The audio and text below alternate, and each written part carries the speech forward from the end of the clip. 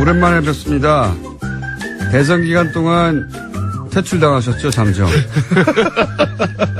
하도 이슈가 많아서. 오늘 오랜만에 나왔으니까 제가 또박또박 두 번 불러드리겠습니다. 칼플라니 사회경제연구소 정태인 소장님. 안녕하십니까. 네, 안녕하세요. 혹시 방송 시작하고 나서 칼플라니의 회원이 많이 늘었습니까? 아니요, 줄었습니다. 줄기까지. 그러면 칼플라니 사회경제연구소는 가입을 하고 회원이 된 다음에 회비로 운영되는 곳이죠. 이게 협동조합이에요. 그러니까 출자금이 있고 그다음에 매달 조합비를 얼마를 내고 어떻게 하는 겁니까? 그러니까 정식 조합원 즉 협동조합 총회에서 의결권을 가지려면 뭐 대충 10만 원 정도 뭐 자유롭습니다만 그리고 월은 뭐 10,000원 내지 20,000원. 그리고 10만 원을 내고 10,000원을 내야 되는 거예요? 예, 10만 원 나중에 돌려드리는 거고요. 탈퇴할 때. 10만 원은 나중에 탈퇴할 때 예, 출자한 거거든요. 출자해서 예. 돌려주는 거예요. 그래서 만약에 저희가 돈을 많이 벌면 그 출자에 해당하는 이제 수익을 배분을 하게 돼 있는데 일단 11만 원이 드네요. 가입하려면. 네, 그렇죠. 예. 네. 그러니까 안 되는 겁니다. 그렇죠. 그래서 이제 회원 제도가 있어요. 아, 그냥 일반 회원? 예, 그러니까 마치 이제 주주총회에서 무의결권처럼 그거는 이제 뭐 월 10,000원 내지 20,000원 뭐 월 이렇게. 10,000원 내고 거기 들어가면 무슨 정보가 있어요? 제가 처음 물어보네요. 그러니까 이게 이제 이렇게 오래 하고 나서 이제 조합원들한테는 저희가 굉장히 죄송한데 저희가 하는 게 이제 책을 내거나 뭐 보고서를 써서 이제 발표를 하는 건데 그건 조합원 아닌 사람 다 볼 수 있거든요. 그러니까 조합원만 공공재거든요. 조합원만 볼 수 있는, 예를 들어서 보고서를 좀 더 신속하게 볼 수 있다는 건가요? 예, 뭐 물론 더 신속하게는 볼 수 있는데 그걸 프레시안이라고 하는 거기도 협동조합 언론이잖아요. 네. 그래서 이제 조합원만 보는 코너를 만들고 유명 필자를 집어넣는데 별 효과가 없었어요. 그래요? 예. 그러니까 사실은 여기 돈을 내시는 분은 특별히 조합에서 내가 이익을 본다기보다는 이 조합을 지원해서 사회에 좀 더 도움을 주겠다. 뭐 이런 좋은 보고서가 나오게 도와주고 예. 뭐 혜택을 좀 만들어 주세요. 그래서 혜택을 만들어야 되는데 지금 제가 했던 게 이제 원래 토론을 하면서 조국 교수를 데려다가 얼굴을 보여주고 이런 거였는데 이 사람이 이제 수석이 됐기 때문에 상품을 새로 개발해야 됩니다. 그러니까 가령 김어준 총수가 우리 원래 토론에 나와주시면 싫습니다, 그거는. 그다음에 수석 들어갈 수도 있어요. 그건 싫고요. 저는 정육부 장관만 원하는데 신설이 5년 내에 안 될 것 같아요. 네, 뭐 영원히 안 될 것 같아요. 네. 어쨌든 칼플라니 사회경제연구소는 10,000원의 회비를 받고 각종 경제 보고서를 미리 받아볼 수 있는 혜택이 주어지는 정태인 소장님이 운영하시는 곳입니다. 자, 오늘은 제이노믹스라고 아마도 문재인에서 제이를 뽑아서 제이노믹스라고 하나 봅니다. M노믹스가 아니라 왜 제이노믹스인지 모르겠는데. 네, 그겁니다. 제인에다가 노믹스 붙인 거죠. 그러니까요. 네. 이렇게 조어를 만들었는데 이 얘기 하기 전에 정태인 소장님이 이제 그 노무현 정부 때 청와대에 계셨단 말이죠. 네. 그리고 나서 10년 만에 다시 많이 아는 얼굴들이 청와대에 입성한 걸 보셨잖아요. 네, 예. 네.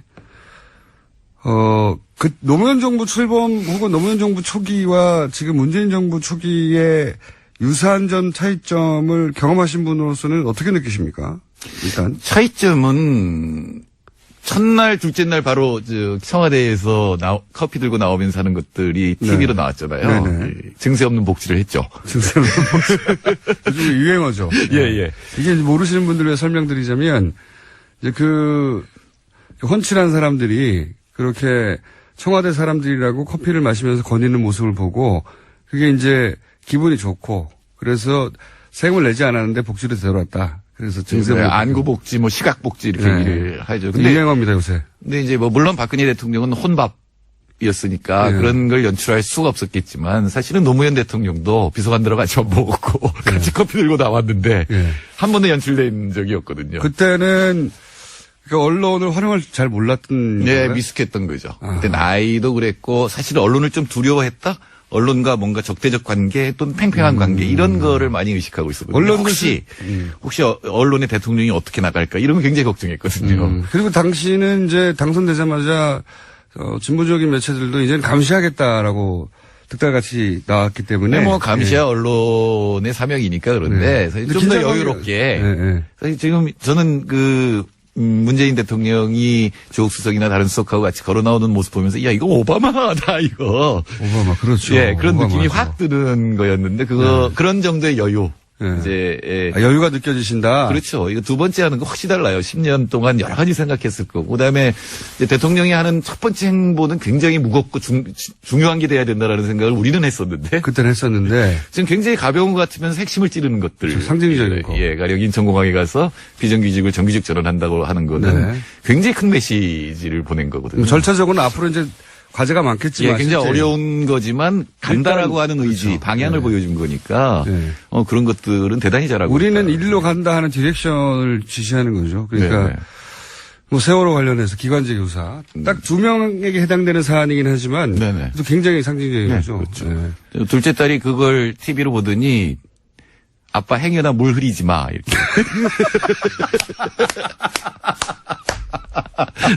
따님이 아빠를 정확하게 아시는군요. 근데 사회수석이 임명이 됐잖아요. 네. 근데 뭐 저도 잘 아는 하승창 네. 수석이나 뭐 네네.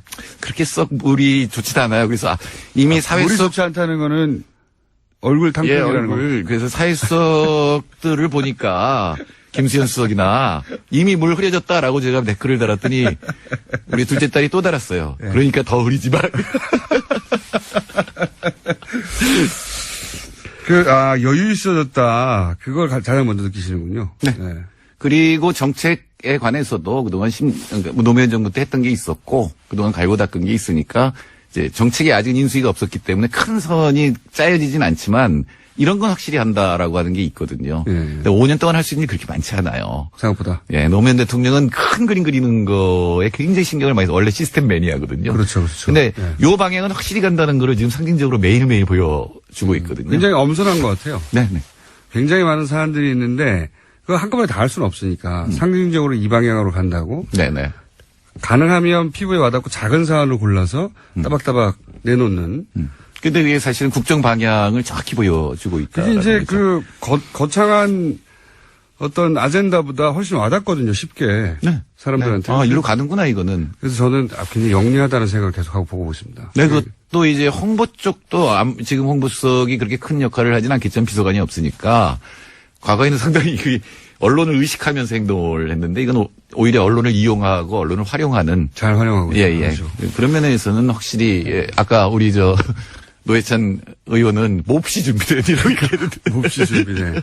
자신감도 있는 것 같아요. 그럼요. 표차도 있다 보니까 자신감에서도 여유가 나오는 거죠. 사실은 지난 대선 때는 심상정 후보가 일찍 사퇴를 했기 때문에 제가 문캠에 가 네. 있었거든요. 예.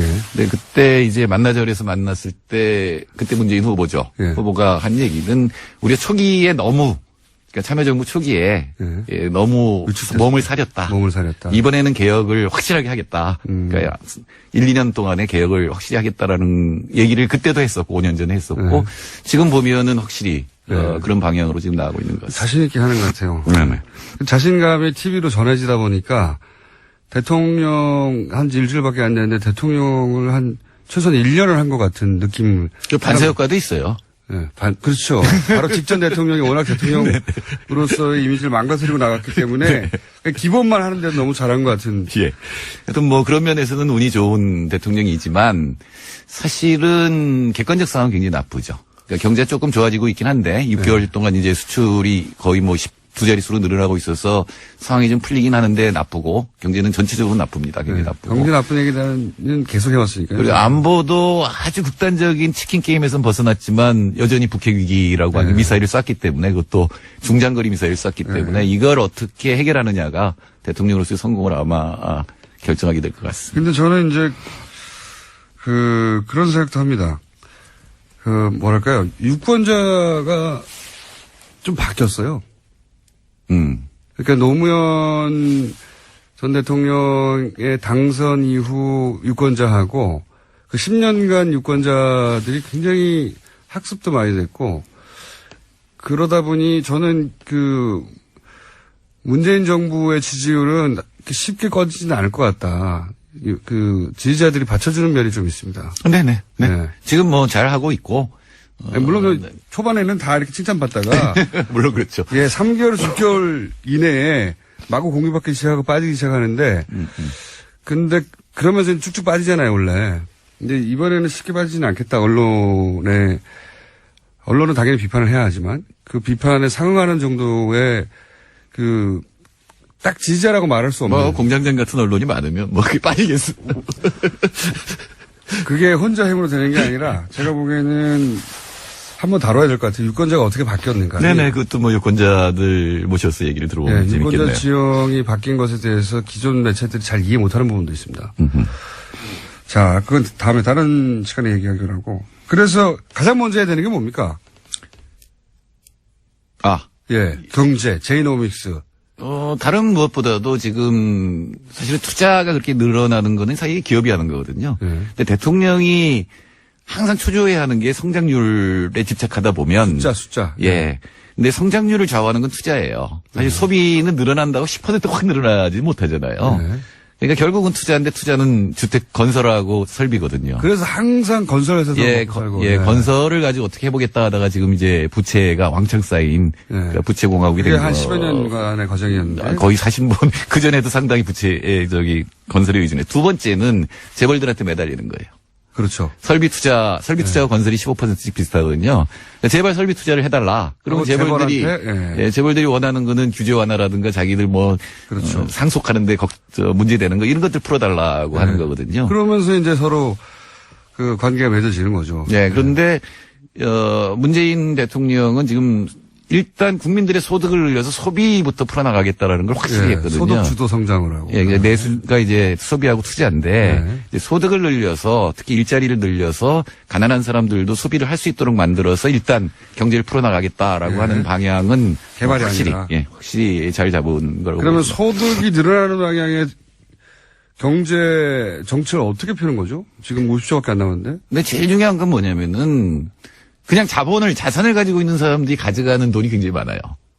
기업들 현금 요구도 많지만 그거는 이제 벌어들인 거라고도 할 수 있지만 그냥 부동산 가지고 임대소득 받는 사람들이라든가 금융 이자 소득 받는 사람들 많은데 사실 그쪽으로 돈이 빠져나가면 근로소득이라고 하는 게 굉장히 적어지잖아요. 그리고 이 사람들은 소비를 할 수가 없으니까 이 사람들이 압도 다수인데 그러니까 좀 더 노동을 한 사람들이 많은 임금을 갖고 더 많은 일자리가 생기게 해서 경제 성장률도 높이고 그렇게 되면 투자도 늘어나게 되거든요. 그리고 자영업도 살아나게 되고 방향은 그렇습니다.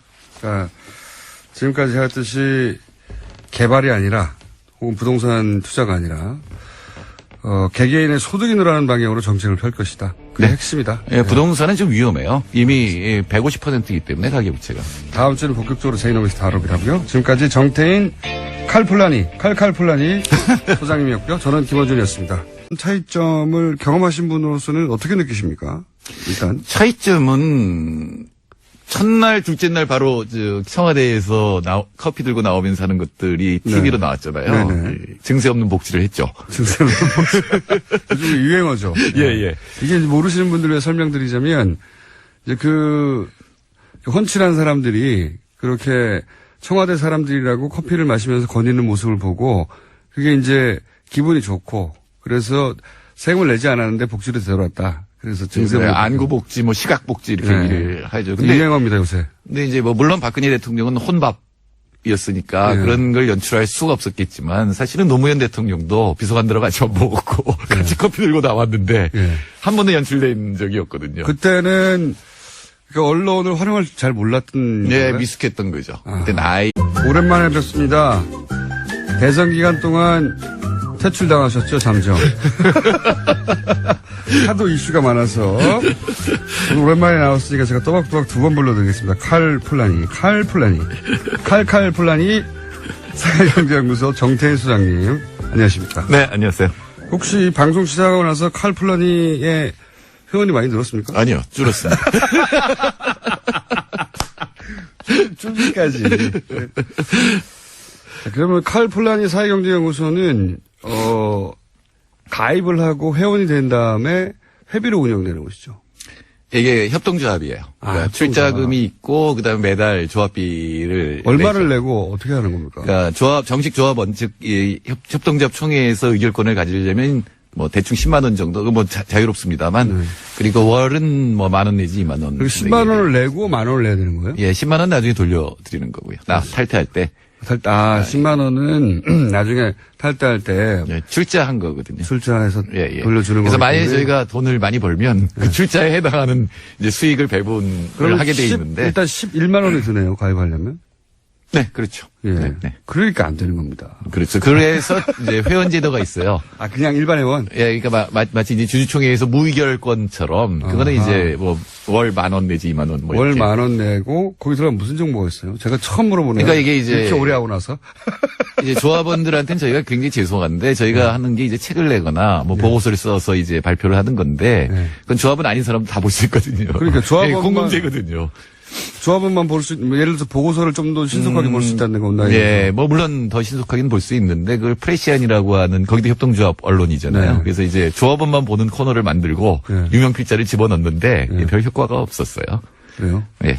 그러니까 그러면은- 사실은 여기 돈을 내시는 분은 특별히 조합에서 내가 이익을 본다기보다는 네. 이 조합을 지원해서 사회에 좀 더 도움을 주겠다. 뭐 이런 좋은 보고서가 나오게 도와주고. 예. 뭐 혜택을 좀 만들어 주세요. 그래서 혜택을 만들어야 되는데 예. 지금 제가 했던 게 이제 원래 토론을 하면서 조국 교수를 데려다가 얼굴을 보여주고 이런 거 했는데 이 사람이 이제 수석이 됐기 때문에 상품을 새로 개발해야 됩니다. 그러니까 가령 김어준 총수가 우리 원래 토론에 나와주시면 네, 그 상품이 싫습니다, 그거는. 그다음에 수석 들어갈 수도 있어요. 그건 싫고요. 저는 정육부 장관만 원하는데 신설이 5년 내에 안 될 것 같아요. 네, 뭐 영원히 안 될 것 같아요.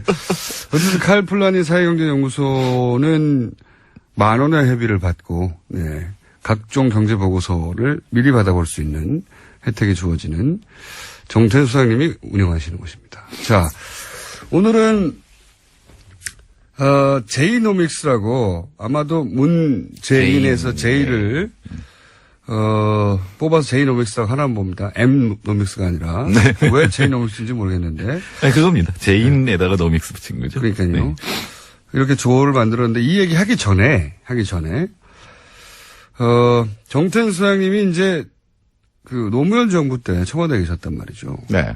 그리고 나서 10년 만에 다시 많이 아는 얼굴들이 청와대에 입성한 거를 보셨잖아요. 네, 예. 네. 그 노무현 정부 출범 혹은 노무현 정부 초기와 지금 문재인 정부 초기에 유사한 점